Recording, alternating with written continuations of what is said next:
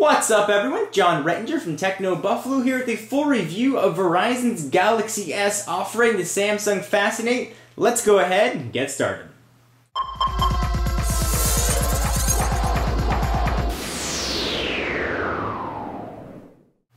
The name Galaxy S is starting to become synonymous with Android phones. It is a branding technique that is being seen across all major carriers in the US, and this is Verizon's version of it, the Samsung Fascinate.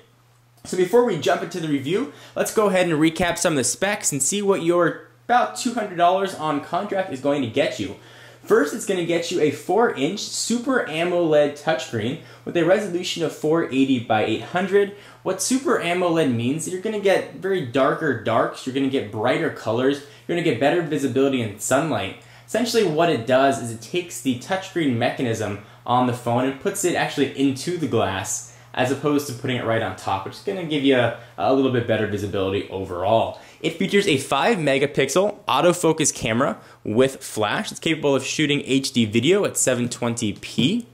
It's also one of the fastest smartphones around, featuring Samsung's 1 GHz Cortex-A8 Hummingbird processor, which shares a lot of architecture with Apple's A4 chip, same thing that's in the iPhone 4 and the iPad.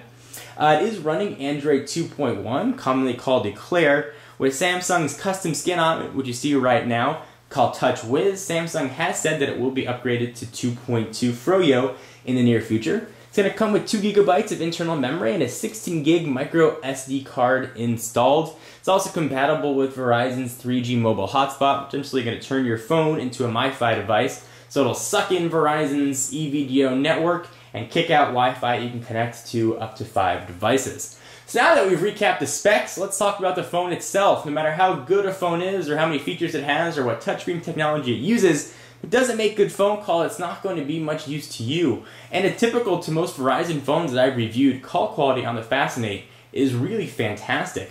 I had no white noise on my end, callers had no white noise on their end, there wasn't any popping. I experienced 0 drop calls while using this as my daily phone, and it really just worked very nicely. It almost sounds like landline quality. Something to keep in mind, this is a fantastic device. It actually was able to pull in a relatively strong signal, where I usually maybe got 1 or 2 bars of Verizon eVideo signal. Generally it's pulled in a little bit more where I am right now. Sometimes I don't get any Verizon signal and I'm getting 2 bars as we speak. Let's talk about battery life, since that's one of the negatives of the phone, and there aren't many negatives. Battery life is not the greatest. You really need to do some decent battery and memory management with your phone in order to get through a full day. I'm a pretty heavy phone user. I use the browser quite a bit. I'm making a lot of phone calls and I'm using email a lot. And I had a hard time getting through a full day. I had to always find a charger to plug it in.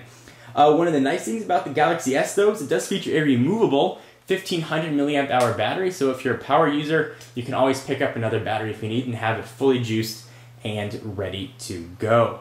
Alright, so let's talk a little bit about Touchwiz interface. I'm sure you're probably familiar with Android and what it looks like. This is a bit different. This puts 4 rows of icons on the bottom, which are customizable, and sort of keeps them on each screen. You go ahead and view and see each screen here, and you do have actually 7 home screens. You can choose to have more or less, but 7 are really what Samsung gives you. I'm not the biggest fan of Touchwiz. It does have some nice enhancements. One of the nicest enhancements that it has is right on top. You get controls for your Wi-Fi, Bluetooth, GPS, and airplane mode. And when you're in a phone call, you actually get the speaker buttons right there, end a call, so you don't have to actually jump into the phone menu to do that. You can just slide down the notification tab and you get all your information right there. Oh, it really is a handy feature. Touchwiz also features when you're in your contacts, you slide your finger to the right to make a phone call and slide it to the left to send text. There are some nice enhancements there. Applications look a little bit different. They're sort of encapsulated in these squares. And you can go ahead and scroll through whatever you'd like. And when you download apps from the marketplace, they still show up in these squares. You can customize these pages any way that you like. The the Fascinate does feature 4 capacitive buttons across the bottom. And I'm not the biggest fan of capacitive buttons. Oftentimes I had to sort of tap them twice to make sure it worked, sort of once to light it up and once to register the touch. That's a little bit of a small detriment to the Galaxy S series of devices, but certainly not a huge negative. Running this Hummingbird processor, this phone is blazing fast. Probably one of the fastest phones that I have ever tested. Really just works quite well. And speaking of speed, let's go and take a look at the browser, because the browser is really fast on this device. And as you can see right there, there's a big Flash logo. Unfortunately, this does not yet support Flash 10.1. That will supposedly come with the upgrade to 2.2. That's Android 2.2 Froyo, which will support Flash. It does have a fantastic multi-touch browser, though, which is really capable of great pinch to zoom. And I think this is really where you see the processor speed. A lot of times with multi-touch devices, particularly Android, if the phone is underpowered, you're going to see a little bit of delay when you use your multi-touch gestures. Here it is almost instantaneous and just works very well. You can see probably that the screen's got a bit of a tint to it. That is one of the, I think, downsides of the Super AMOLED display. It's got a bit of a blue tint to it, which is going to give you better visibility in direct sunlight. For some people, it might be a positive. For me, it sort of hinders the experience of using this gorgeous screen, but not nearly enough that would hinder it that I wouldn't want to use the device. Just something to keep in mind. It's going to make the pictures and the text look a bit warmer, I suppose. Let's go ahead and jump back here. One other thing to notice about the Samsung Fascinate is the back of it. Features a plastic back, which I found to actually come loose every now and then. If I'd actually snap it back into place, perhaps that's a problem with my review unit.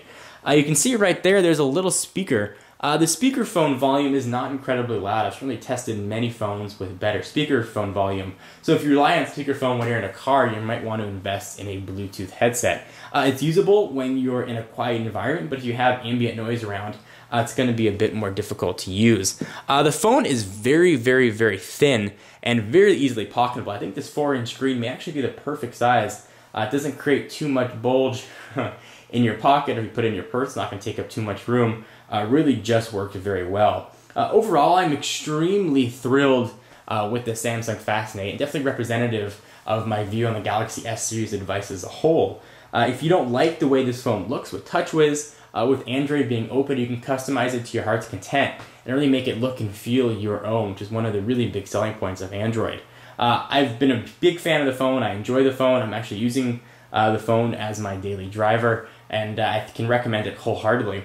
So on a 1 to 5 scale, I give this phone a very, very, very solid 4.75, almost 5, just due to some build quality issues. If that was fixed, this phone would be a very solid 5, and I can completely recommend this with 2 enthusiastic thumbs up.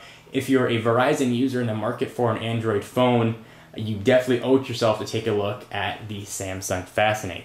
I'm John Rettinger from TechnoBuffalo. Be sure to check us out for all your tech news. I'll see you in the next video.